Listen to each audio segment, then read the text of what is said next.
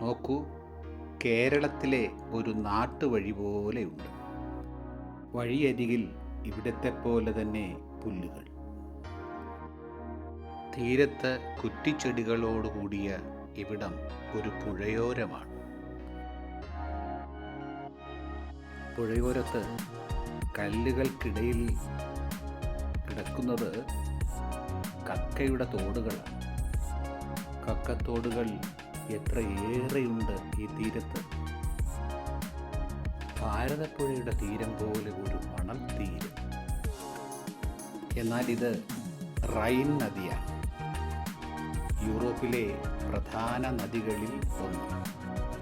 സ്വിറ്റ്സർലൻഡിലെ Alps പർവ്വതനിരകളിൽ നിന്ന് ഉത്ഭവിച്ച് 1233 kilometre സഞ്ചരിച്ച് നെതർലാൻഡ്സിലെ വടക്കൻ കടലിൽ പതിക്കുന്നു.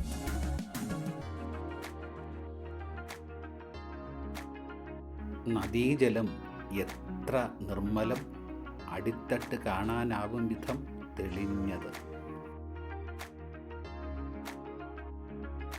നദീതടങ്ങൾ കല്ലുകെട്ടി സംരക്ഷിച്ചിരിക്കുകയാണ്.